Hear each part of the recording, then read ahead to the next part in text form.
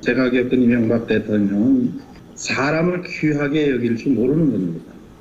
아울러서 법을 잘 안 지키시더라고요. 그때부터 저는 그것을 직접 아주 가까운 거리에서 봤기 때문에 그분을 떠나게 된 겁니다.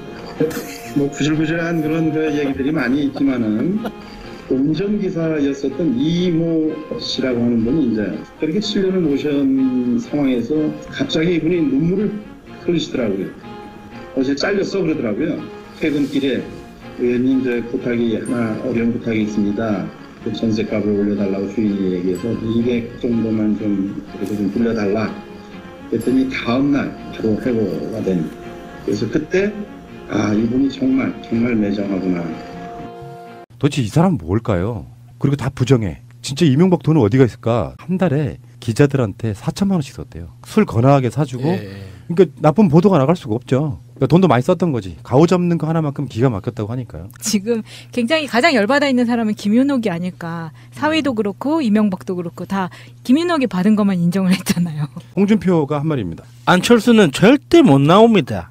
나온다면 한참 떨어지는 3등이지요. 정치적으로 자멸할 겁니다. 제가 출마할까봐 무섭다는 표현으로 받아들였습니다. 똑같아. 그만 좀 괴롭히십시오. 지금 자기들이 오히려 피해자라고 나와가지고 방방 뜨는 것을 보면 기본 인간이 아니다. 얘네들은 정말 쥐새끼의 쥐꼬리 정도밖에 안 되는 거고 인간이라고 쳐줄 수가 없어요. 홍준표 이하, 유승민도 그렇고 마찬가지고 인간 이하의 수준들입니다. 전부. 이명박과 박근혜의 패거리들, 남아있는 찌끄러기들 이야기 좀 할게요. 자유한국당과 바른미래당이 사실 거기에 섞여 있는 거죠. 이런 게 있습니다.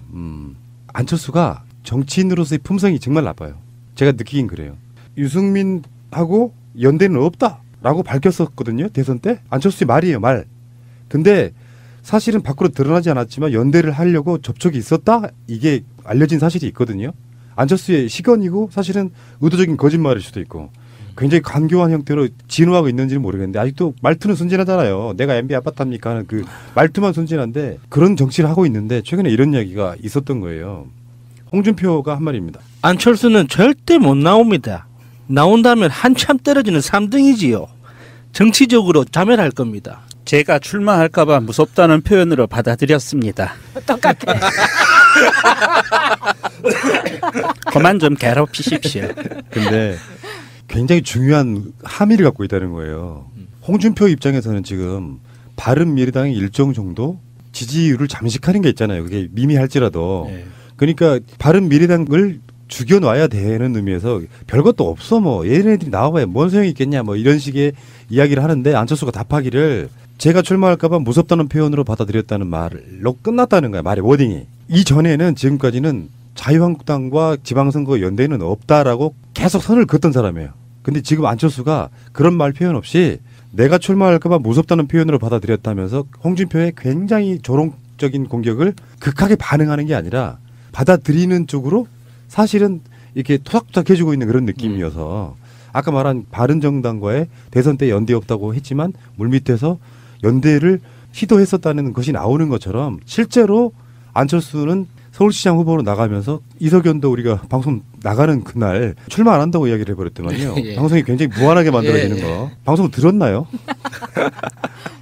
뭐 그런 상황이다 보니까 안철수의 미묘한 변화로 감지되는 게 진짜로 연대하는 거 아니냐 이런 식의 지금 추측이 나오고 있는 거죠.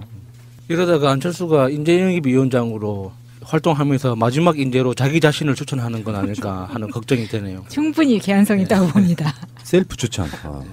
근데 어차피 후보 단일화 논의는 이게 올라갔어요. 지금 현실적으로. 김성태부터 이렇게 말했거든요. 보수 결집을 위해서 바른미래당과 연대해야 된다라고 강조를 하고 있어요. 홍준표는 한편으로는 강하게 나가고 무시 전략으로 나가고 실무적인 선에서는 연대하지 않으면 공멸이라는 의식이 있단 말이에요. 그 와중에 홍준표가 했던 이야기를 잠깐 곱씹어 보려고 그래요. 이거는 지금 우리 방송에도 그런 이야기 했었죠. 그 지방선거에서 사실상 대구 경북만 제외하고 나머지는 사실은 전략공천에 가까워지고 있다고. 사람이 없다 보니까. 그러면서 이제 옛날에 공천했던 이야기를 제가 해줘요. 현역 국회의원일 때 동대문에 내가 지역위원장일 때부터 시작해서 공천에 관련해서 누군가가 와서 돈을 들고 찾아왔는데 바로 탈락시켰다 이렇게. 나는 사실 이 말 못 믿겠거든요. 그 국회 특수활동비 원내 대책비도 갖다가 부인 주시는 분 아니에요, 이분이. 근데 뭐 자기가 얼마나 깨끗한 사람이라고 20억 주겠다는 사람 집에 앞에 새벽부터 찾아왔더니 바로 그날 이 사람 공천 심사에 탈락시켜 버렸다고? 그래서 좀 그 타이밍을 잘못 잡아서 밀렸겠죠, 순서에서. 그럴 수 있지. 네, 그러니까 탈락시킨 거죠. 이미 공천 내정자가 있는데 그러면 30억 낸 사람이 있는데 라고 추정합니다. 이 사람이 한 말 중에 이런 게 있어요. 이 사람들은 정치 보복 프레임으로 갔잖아요. 정치 보복이 아니라는 걸 지가 인정하는 워딩이 있어요. 지금 MB 수사하는 것을 보라. 세상에 비밀이 없습니다. 지금은 가족도 못 믿는 세상이 돼버렸습니다. 평생 집사 노릇하던 사람들이 등을 돌렸습니다. 박근혜 수사를 보십시오. 수족처럼 부리던 애들이 등을 돌립니다. 지금 세상에 믿을 만한 사람은 나 자신밖에 없습니다. 이렇게 얘기했다잖아. 그러면 이명박의 범죄성을 인정하는 거잖아요. 그러면서 밖으로는 정치 보복을 이야기하고 있어. 아니, 내가 범죄를 하는데 주위 사람을 못 믿겠으니까 나 자신만 믿어야 된다. 지금 이런 얘기잖아요. 그 일종의 삶의 진실 같은 거죠. 나 자신을 믿어라. 이 얘기는 지금 굉장히 가장 열받아 있는 사람은 김윤옥이 아닐까. 사위도 그렇고 이명박도 그렇고 다 김윤옥이 받은 것만 인정을 했잖아요. 아 그러고 보니까 요즘에 떠오르고 있는 것 중에 떠오르고 있는 것 중에 부산의 LCT 비리처럼 네. 서울에서도 엄청난 비리가 하나 있었던만요. 파이시티. 그 코스트코 앞에 있는 화물터미널 있어요, 양재동에. 그 부지에 굉장히 큰 쇼핑몰, 복합 쇼핑몰이 들어오는 그거 관련이죠. 그 비리 구조가 LCT랑 거의 비슷하다는. 네, 비슷하죠. 예. 63빌딩도 시티라고 그러잖아요. 63시티. 예. 규모가 엄청 큰 거예요. 예. 하나의 도시가 형성될 정도로. 근데 거기 인허가 관련해갖고 사실상 처벌받은 사람이 우리가 알고 있는 왕차관.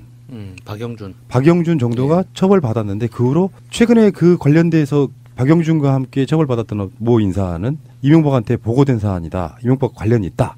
이명박과 만났다는 얘기까지 나오고 있거든요. 그런 정도의 비리 구조를 갖고 있는 거죠.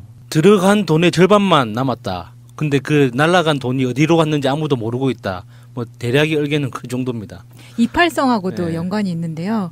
그 이팔성이 우리은행 그 회장으로 있었을 때 5천억을 불법 대출 받아서 그중 3천억이 어디론가로 사라져버린 사건이었죠. 오 마이 갓. 정말 대단하신 분이다. 무엇이든지 닥치는 대로 먹는 괴물 하나 있죠. 먹개비. 아 그런 거 말고 할리우드 영화에 나오는데 그런 괴물이 하나 있었는데 닥치는 대로 다 그냥 먹어버리는 괴물. 불가사리라고 하죠. 불가사리 말고 또 있었는데 우리나라 말 말고 외국어로 돼 있는 게 하나 있는데 내 기억에 아시는 분은 댓글. 근데 진짜 그런 구조인 것 같죠. 누구 말대로는 이명박은 돈 벌려고 당선됐다는 말이 진짜로 맞는 말 같죠. 네. 도대체 이 사람은 뭘까요? 그리고 다 부정해. 진짜 이명박 돈은 어디가 있을까? 영포 빌딩 지하를 파보면 나오지 않을까? 창고 말고 그 창고 지하에? 글쎄 한국은 위험해서 한국 안에 두지는 않았을 것 같은데요. 안 그러면 그 명동을 그냥 통째로 매입을 한 건가요? 이명박이 직접 받지 못하니까 누군가는 그거를 대행해주는 관리인들이 있단 말이죠. 관리인 중에 2명은 이미 검찰 조사를 받거나 구속됐거나 했고 그리고 나머지 돈들은 규모가 워낙에 크기 때문에 혼자는 못해요. 자기가 움직일 수 있는 그렇죠. 한계가 있기 예. 때문에. 그래서 그게 지금까지 모아진 돈들을 어떻게 했을까? 일설에 의하면 이명박이 돈만 모은 건 아니라고 해요. 김유찬 전 비서의 이야기 들어보면 한 달에 기자들한테 4천만 원씩 썼대요. 술 거나하게 사주고. 예. 그러니까 나쁜 보도가 나갈 수가 없죠. 그러니까 돈도 많이 썼던 거지. 가오 잡는 거 하나만큼 기가 막혔다고 하니까요. 그럼 자기 식구들한테만 그렇게 짜게 굴고 그렇지. 자기가 잘 보여야 될 사람들한테는 정말 제대로 썼네요. 그게 한 달에 4천만 원이 네. 10년 전 이야기예요. 10년, 15년 전 이야기예요. 그러면 이명박 측한테 그렇게 술을 얻어 쳐드신 기레기 분들 미투하세요. 당신들 그 언론계에 있을 자격 없어. 기자니까 미투보다는 유투가 훨씬 낫겠네요. 누구를 지목해서 같이 먹었던 그 자리에 동석했던 다른 기자 하나씩. 모든 언론사에 다 지목하면 들어가 있을 겁니다. 지금쯤이면 아마 거의 고위급이죠. 10년 전이니까 각 언론사의 고위급에 들어가 있는 인사들 중에 이명박으로부터 술 얻어 쳐드신 분들 자수하세요. 그리고 빨리 그만두세요. 그게 민족을 위하는 길입니다. 일단 다 토해내시고요. 그렇죠. 자, 다시 그 자유한국당과 바른미래당으로 돌아와 보면 그렇다 보니 사실은 이 사람들은 우리가 이렇게 역사적인 걸 보면 연대를 안 할래 안 할 수가 없어요. 그게 정치야. 네. 그러니까 일단 구조는 이렇게 될 거라고 봐요. 공천을 안 할 수는 없으니까 지분 때문이라도 또는 서울시장 같은 경기도지사 같은 광역 시스템 속에서라도 공천을 안 할 수가 없는데 막판에 가서 연대하는 시도는 계속 있을 겁니다. 근데 받아주는 상황이 안철수처럼 처음에는 딱 잡아떼다가 말하는 워딩이 조금씩 바뀌면서 결국에는 지금까지 해왔던 말을 일거에 뒤집으면서 또 다른 명분으로 우리는 그래서 연대한다. 그래서 문재인 정부가 뭔가 좀 큰 실수를 하게 되면 그걸 명분으로 삼는 거예요. 뭐 예를 들면 지금 최근에 이제 개헌 이야기 같은 거를 밀어붙이는 느낌이 좀 나면 그 독재를 막기 위해서 우리가 연대한다 이런 관점으로 선거를 임할 거라는 거죠. 대단한 프레임이죠. 언제까지 이 사람들이 지금 만 1년이 지났어요. 박근혜 파면된 지가. 언제까지 이 사람들이 피해자 프레임으로 국민들을 속일 거예요. 본인들은 가해자였거든요. 가해자고 지금도 가해자예요. 국민들을 가해한 사람들이에요. 이게 이미 헌법재판소에서 드러난 사항이에요. 본인들이 가해자라는 걸 헌법재판소가 인정한 겁니다. 박근혜 파면으로. 그랬기 때문에 본인들이 자중하고 정말 쥐죽은 듯이 지내야 돼요. 그래야 인간인 거예요. 그런데 그럼에도 불구하고 지금 자기들이 오히려 피해자라고 나와가지고 방방 뜨는 것을 보면 이 기본 인간이 아니다. 얘네들은 정말 쥐새끼의 쥐꼬리 정도밖에 안 되는 거고 인간이라고 쳐줄 수가 없어요. 홍준표 이하, 유승민도 그렇고 마찬가지고 인간 이하의 수준들입니다. 전부. 아니 제가 예언 하나 할게요. 저의 예언은 그냥 대충 받으시면 안 돼요. 큰일 납니다. 제가 예언했던 것 중에 박근혜라고 하는 사람은 제가 수년 전에 했던 이야기예요. 대통령 선거 출마하면 안 되는 이유를 설명하면서 자기 아버지의 업보가 있기 때문에 아버지 피해자들에게 사죄하면서 전국을 돌아다니면서 절에서 불공이나 드리시는 것이 아버지를 위해서 좋을 거다. 이렇게 이야기를 한 적이 있어요. 그래서 그렇게 안 되면 아버지와 박근혜의 부녀 평행 이론으로 똑같은 방식으로 망할 거다라고까지 예언한 적이 있습니다. 그걸 제가 백제의 서동요처럼 트윗 같은 데서 계속 말을 해가지고 결국 그게 현실화됐죠. 516이라는 숫자로 당선된 자 정보기관 때문에 망한다. 뭐 이런 개념으로 돌렸었는데 사실화됐잖아요. 마찬가지죠. 이 사람들이 박근혜가 파면됐을 때 저는 자유한국당 이름 바꾸려고 할 때 한 말이 있어요. 정말로 정치적으로 살아남고 싶거든 당을 해체하고 아예 해체한 상태에서 그 무소속들이 떠돌아다니면서 뭔가 새로운 형태의 결사체를 만드는 방식으로 갔어야 정치가 정화되거든요. 근데 바른당으로 뛰쳐나갔던 자들이 대세를 따라서 다시 큰 당으로 복당하는 과정이 생기면서 정치가 이렇게 오염됐거든요. 이렇게 다시 정치권이 예전으로 돌아가려고 하는 관성으로 계속 정치를 하다 보면 언젠가는 정말 크게 맞아요.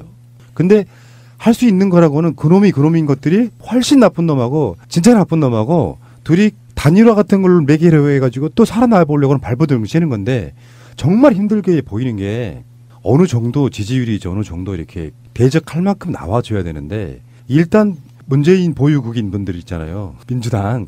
문재인 보유당인 민주당 입장에서는 문재인 대통령 지지율이 7, 80%가 아직도 나오잖아요. 그리고 정당 지지율이 50%가 넘잖아요. 이 상황에서 누구를 밖으로 내놔봐야 여론조사하면 한 자릿수도 안 나와. 안철수 입장도 그렇고 그러니까 이 사람들이 그랬잖아. 집권 초기에도 말쯤 가면 지지율 떨어질 거야. 그때까지 뭐 컨벤션 할 거야. 이렇게 얘기했잖아요. 벌써 3월 달인데 문재인 대통령 지지율이 75%가량 나옵니다. 민주당 지지율이 안 떨어지고 그대로 50%예요. 안희정 사태가 났어도 안 떨어져요. 그렇지만 선거에 막상 가보면 뚜껑을 열면 다를 거야. 이런 식으로 계속 정신승리하고 있는 거예요. 뭔가 시도를 해보긴 하는데 이상하게 지지율은 그대로 있는 상태가 되거든요. 그 마인드가 2년 후에 있는 총선까지 갈 거라는 거야.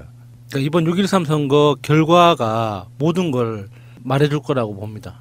자유한국당이 언제까지 정신승리할지 모르겠어요. 보면 4월에 남북 정상회담, 5월에 북미 정상회담, 6, 7월에 북한이 그때부터는 또 북중 정상회담, 북일 정상회담이 있거든요. 그리고 계속 올해 1년은 6개 나라가 계속 돌아가면서 정상회담을 할 거예요. 거의 한 달에 한 번씩. 언제까지 정신승리할 수 있을까요? 그러니까 시진핑도 종북되고 푸틴도 종북되고 네. 아베도 종북되고 김정은도 종북되고 전 지구의 종북화 뭐 이런 건가요? 얘들 뭐지? 뭐라고 해야 되지 지금? 정치권이라는 게 이런 상황으로 이렇게 쭉 가다 보면 결국에는 시간이 지나고 나서 맞아 이건 대통령이 취임한 지 1년밖에 안 됐기 때문에 지는 선거야라고 또 정신승리하고 또 계속 가는 건데 빨리 생각 좀 바꿔주실 필요가 있다고 생각이 들고요. 불쌍해서 그래 내가 진짜 짠해서 그래. 세비 그렇게 비싸게 받아 쳐드시면서도 하는 일이라고는 딱 이따위 식인 거고요. 아직까지 이 사람들은 지금 답을 못 찾고 있다는 부분 100%겠네요. 느낌적 느낌은 안철수 스타일로 보면 결국에는 서울시장하고 경기도지사를 나눠 먹는 과정에서 또 연대할 수밖에 없고 그렇게 연대 한번 하면 우리가 이러니 합치자 이렇게 되면서 결국에는 안철수 씨는 최근에 그랬잖아요. 우리는 자유한국당과 연대하는 일이 없다 그랬다고. 근데 지금 말이 바뀌고 있잖아요. 서로 자극하지 않겠다는 느낌이 아니 들어요. 마지막 희망이에요. 안철수는 보수의 마지막 희망이기 때문에 6.13 이후에 또 재미있는 그림이 있을 거라고 봅니다. 안철수 컨셉으로는 그 홍준표가 봤듯이 그냥 애예요. 그러니까 안철수가 거기 대장하는 일은 저는 없다고 봐요.